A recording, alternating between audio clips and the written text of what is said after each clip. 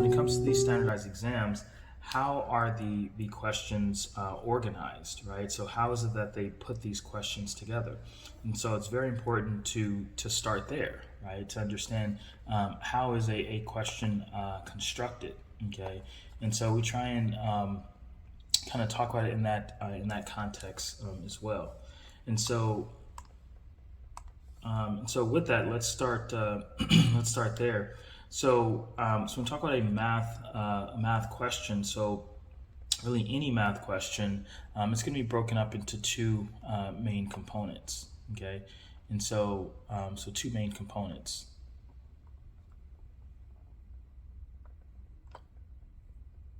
Okay, sorry about that.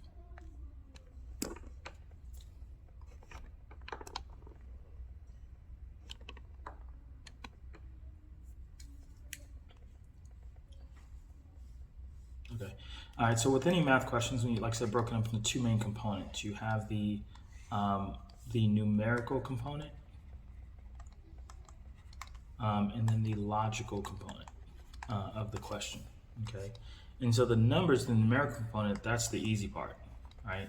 It's the logic that's hard. Okay. And so if you're reading through a question and you're like, well, I don't even know what to do, I don't even know where to go, that's not a numbers issue, that's a logic issue. Okay, so you want to certainly focus on the logic and understanding the logic of the question. Okay, and so what is it that they're asking you to do? Okay, we're going to be quiet. I'm recording class, so quiet. Okay.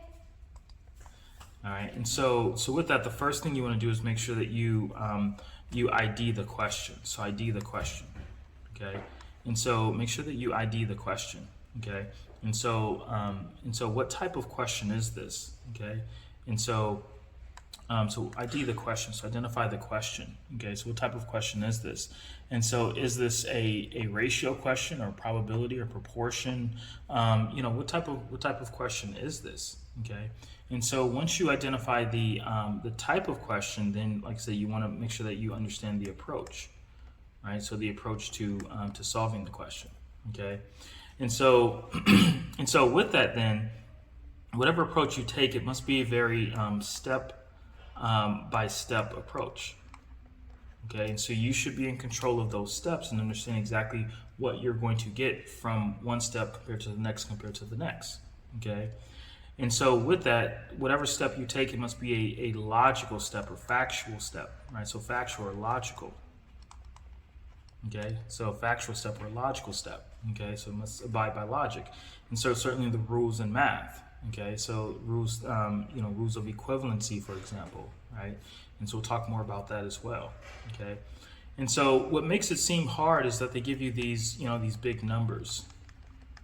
But what you want to recognize is that the numbers have a relationship, right? So the numbers have a relationship, and so it's going to be your job to identify the relationship in the numbers. Okay.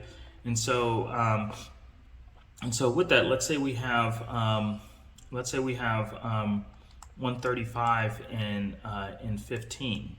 Okay, any relationship between these two numbers? So any relationship between these two numbers? Okay, Caitlin, go ahead. What's the relationship here? Didn't I say we're going to be quiet?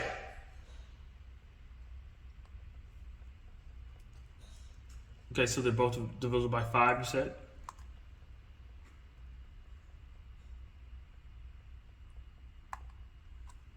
Okay, all right, so good. Good, all right, so Marilyn, any other thoughts on this? These two numbers, are they related in any other way?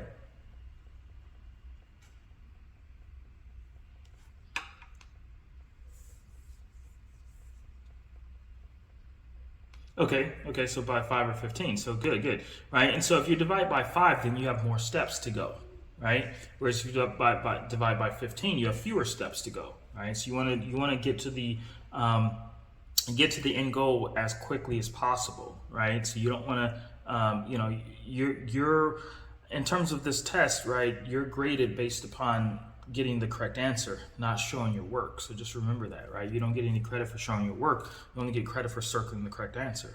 Okay, and so with that, absolutely right. So, and certainly understanding the multiples of certain numbers, right? And so 15 being one of those numbers you definitely want to know. Okay, and so with that, 15 times 2 would be 30, so times 4 would be 60, times 6 would be 90, right? Times 8 therefore would be 120, so we're talking 15 times 9, right? So 15 times 9 would be 135, okay? All right, so what about, let's say 48 and 16? Any relationship between these two numbers? We're going to be quiet. We're not stumping down the stairs. All right, so any relationship between these two numbers? Okay, go ahead, Helen.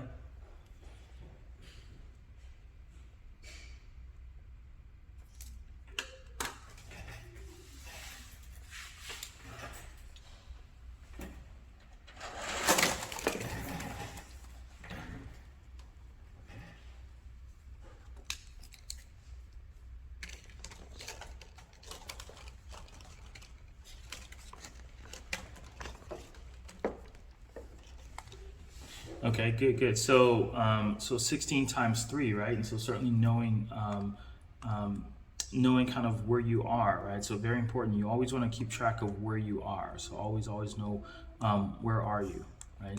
And so whenever you have a question, you never want to lose track of where you are. If you lose track of where you are, then you've pretty much, you're lost, right?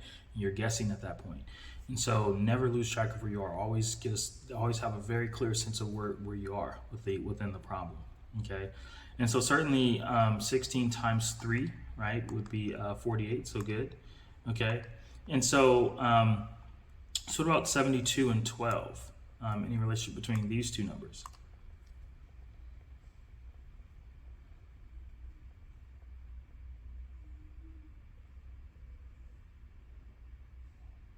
Okay, so 5. Lisa, how so? 5 what?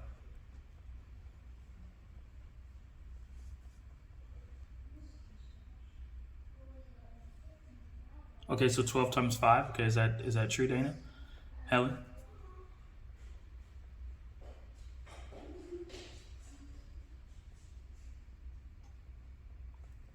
Okay, all right. All right, so certainly it's very important to definitely understand midpoints. All right, so that's a very good point here. So understand midpoints. So midpoints would be times 5, right? Whereas all the way would be times 10, right? And so certainly understanding that 12 times 5 would be 60, right? So 60, not 72. But certainly understanding those midpoints, always know those midpoints. So halfway or by times 5 or times 50 or 50%, that kind of thing, right? What's halfway there? And so midpoint's very important to recognize, right? And so 12 times 5 would be 60, and so therefore 12 times 6 would be 72. Okay, but definitely know the 12s, the 15s, and also 16s. Right? They love to make these as a part of word problems. Okay, so you definitely want to know the kind of the 12s, the 15s, and 16s. Okay. All right, but they'll also ask you about different shapes. And so, for example, a circle. And so if you have a circle, if you go from one end of the circle to the opposite end of the circle, that's called the diameter. If you go from the center of the circle to any point on the circle, that is called the radius. Okay. And so if you break the circle up into, say, 4 different parts, then this is 1/4 of the circle. Here's another 1/4. Here's another 1/4. Here's another 1/4 of the circle. Okay. So this would constitute a 90-degree angle here. So if this is 0 degrees, therefore this would be 90 degrees, okay? This is 180 degrees, okay? 270 degrees here, and this is a complete circle of 360 degrees, okay? And so if we go from, say, 1 o'clock to 2 o'clock, 3 o'clock in this direction, that's going to be the clockwise direction, so the CW. Whereas if we go in the opposite direction, right, in this direction, that would be CC, counterclockwise. Make sure you know the term clockwise, but also counterclockwise, okay? And so they love to give you questions regarding that, okay? Especially in the reading section, okay? All right, so another shape that we want to make sure we know and understand is a triangle. Okay, and so in terms of a triangle, you have the base of the triangle, you have the adjacent side of the triangle, and then you have the hypotenuse. Okay, and so in terms of the hypotenuse, this is always the longest side of the triangle, so the longest side of the triangle. Okay, and so even if we're talking a 90-degree triangle, still same thing, it's the longest side. So we're talking an isosceles triangle, you have two equal sides. Right? An equilateral triangle would be three equal sides, right? Hence an equilateral triangle, so three equal sides. Okay, and so in that case, you wouldn't have a hypotenuse as in the longest side. It's just a diamond, you know, or a triangle with three equal sides. Okay, that would be an equilateral triangle. Okay. All right, but with this, let's take a look at another thing, and that is understanding things like the power of 10. So the power of 10. And so 10 times anything is just taking the decimal place and moving it over once or adding a 0. And so 3.6 times 10, right, is going to be 36. 36 times 10 is going to be 360. Okay, and so just recognizing that anytime we have a number times 10, we just move the decimal place over once, or we add a 0, right, and move the decimal place over once and add a 0 placeholder essentially. Okay, so understanding again that power of 10. Okay, all right. Any questions so far about this? Okay, good. Hey, Emily, go ahead and turn on your camera there.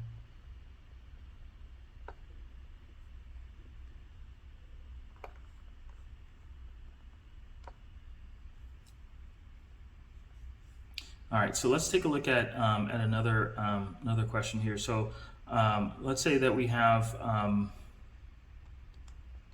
121 times 560 times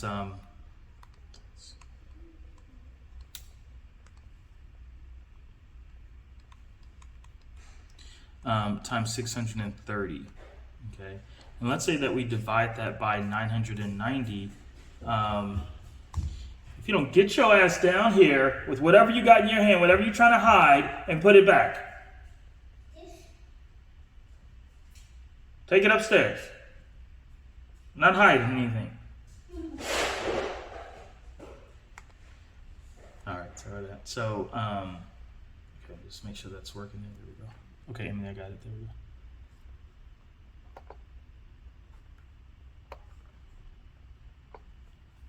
All right, so 990 times, let's say 132 times 210. Okay, and so so let's say we have that. Okay, so with that, then what should we do here? How do we approach this? Marilyn, what do you say? How would you approach this? What would you do here to solve this?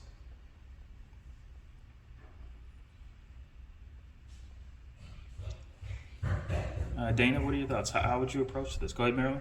It looks like you got some thoughts there. Go ahead and turn on your microphone. So what would you do to approach this? How would you approach this?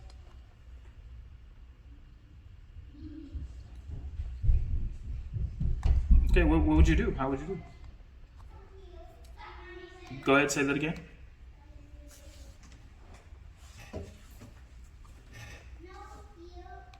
Right. Well, you'll have a question like this in the test, so you gotta. What would you do? Would you just circle D and keep moving, or what would you do? Okay, so that's your approach. No, that's fine. That's your approach, and that would actually work, right? So if you multiply everything on top, multiply everything on the bottom, and divide the two, right? So that will work, right? So there's no question that will work, right? Now the thing is that you do have a calculator, all right? So don't try and do that without a calculator, right? So you do have a calculator, but plugging these numbers into the calculator, let's kind of talk about what that looks like, though, right?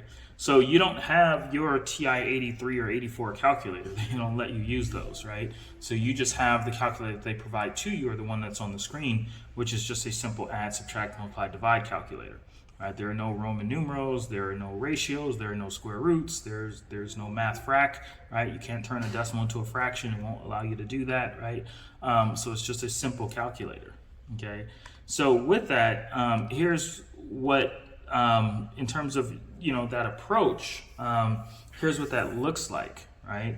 And so what that looks like is taking 121 times 560, and that's going to give you a big number, right? Any idea what that number is supposed to be, like off the top of your head without using a calculator?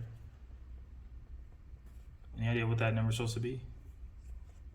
Is it supposed to be like 536,252? Or is it supposed to be 300,782? Or is it supposed to be 352,690? I have no idea, right? So that means that what you've done is you've lost where you are, right? So again, that's the first rule you don't want to violate, right? So you just plugging numbers into the calculator, then you lose track of where you are, right? So you never want to lose track of where you are, because then you don't know whether you've gotten the right answer or not, right? You should be able to always guarantee that you've gotten the right answer, okay? So with that, you take this big number, go back to blue here.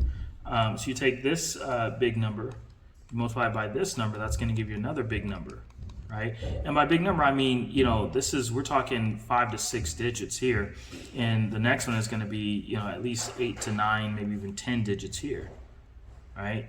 And so with that, you have to take that number, you definitely have to write it down, right? Whatever that number is going to be, okay? Take this number times this number, and that's going to give you a big number, okay? And so we're talking, like I said, 5 to 6 digits, right? Take this number times this number, that's going to give you another big number, right? And so you definitely have to write that one down.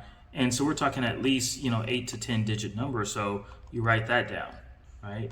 And then you divide the two, right? But when I say divide the two, that means you have to clear the calculator and you have to go back and put in these big numbers, right? The big number on the top, and then divide, and then put in the big number on the bottom. And then what's going to come out of your calculator is 1.6397824719, right? And then in terms of your answer choices, right? So you have A, B, C, and also D here. Okay, you're going to have 1 in 19 over 31, for example. 1 in 5 over 9, right? 1 in 13 over 22, right? And 1 in 27 over 47, right? And so those are your answer choices, right? So now which one will it be, right? And so now you're like, okay, well, now I have to, I guess, take this decimal that they spit out of the calculator and figure out which one of these it's going to be, right? Which, yeah, you could do that. The problem with that, though, is it's going to take a lot of time, right? And so when it comes to this test, you don't have that much time, right? You don't have 3 or 4 minutes for this one question. You have to be able to quickly get to the answer, without wasting too much time, right? And so you have to be able to do this question in under a minute, okay? And so you only have a minute per question, right? You don't have 2 or 3 minutes per question, okay? So the question then becomes, how do we do this in under a minute? How do we quickly do this, but also obviously know where we are and understand where we are? Well, don't use the calculator, right? So forget about the calculator. The calculator is not your friend. Calculator is just a waste of time, okay? And so don't go into the test and start plugging numbers into the calculator, because you're going to be wasting a lot of time, okay? So with that, then we got to understand a couple things here. So we have to understand just kind of how numbers work a little bit, and again, you want to avoid making numbers bigger. So you always want to look to always look to simplify, right? So always look to simplify before you multiply, right? So do not multiply, do not scale up unless they ask you to scale up. But if you do scale up, you know exactly where you're going. Hey, Nicole. And so simplify before you multiply.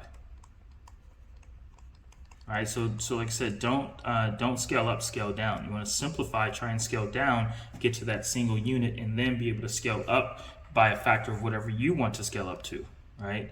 And so so that's where we talk about the power of 10. So do you need to multiply by 10 or 20 or 30 or 40, right? And so scale up how you want to scale up, okay? According to what they're asking you to do, of course, okay? And so let's talk about something that that Dana mentioned, and that is understanding terminal zeros. All right, so terminal zeros. So terminal zeros are the zeros at the end of a number, right? And so if we have 60 over 80, that means that we have 6 times 10 divided by 8 times 10, okay? And so since we have 10 on top and 10 on bottom, then we can get rid of these two 10s, right? Make sense? And so that's just really the same thing as 6 over 8, right? And so from there, we can simplify it by saying, okay, 2 goes into 6 3 times, 2 goes into 8 4 times, okay? And so given that, we can simplify that, pretty quickly. And so given this larger problem, then we can say, okay, well, the same concept applies here, right? And so with that, we eliminate the 0 here and the 0 here, right? Eliminate the 0 here and the 0 here. So those are all terminal zeros, right? So we can get rid of those terminal zeros, right? Makes sense? And so you find the 0 on top, find the 0 on bottom, you can get rid of both of those, okay? All right, so then what you want to do is you want to start the process of simplifying. So part of simplifying is you find a number on the bottom that is related to a number on the top, right? And so they're related in terms of their ability to be divided by a common number, right? And so, for example, 99 and 121. Okay, so you can divide 99 by 11, goes in 9 times. 121, you can divide by 11, goes in 11 times. So 11 times 11 is 121, 11 times 9 is 99. So therefore we can take those 3-digit numbers and scale them down to essentially single-digit numbers, right? So much easier to work with. So get rid of the big numbers, okay? 21 goes into itself once, goes into 63 3 times, right? So we're able to quickly get rid of those numbers, okay? 11 goes into itself once, goes into 132 12 times. All right, makes sense? And so we're able to get rid of these big numbers because we have a number on top that will go into a number on the bottom, right? And so it's very logical. We haven't lost where we are. We know exactly where we are, right? And so 11 times 12 was 132. So if you have 11 on top and 132 on the bottom, then you can get rid of the 11, get rid of the 132, and you get 12. So that's 1 over 12. All right, makes sense? And so, with that, 4 goes into 12 3 times, 4 goes into 56 14 times, okay? And so just like that, we're able to get rid of these big numbers, right? We have a 3 on top and 3 on bottom, so obviously we can get rid of those two as well, right? So this is just simply 14 over 9 without using the calculator, okay? And so given that, that's an improper fraction, so the answer choices will be in proper fraction form, and so therefore 9 goes into 14 one time with a remainder of 5 over 9, okay? So hence answer choice B here, okay? And so you can only imagine what the other answer choices are going to be, okay? And so the other thing with this is that if they give you a fraction and they start you off with a fraction, you can pretty much guarantee that you're going to end with a fraction, right? So you going from fraction to decimal and then trying to figure out the decimal and then go back to the fraction, that's adding additional steps and therefore additional time to the process. And so like I said, time is not your friend. All right, make sense? And so we want to be able to quickly get these questions done without spending too much time. All right, does that make sense to everyone? Okay. All right, so good. So let's talk about some other some additional things we want to make sure we can do.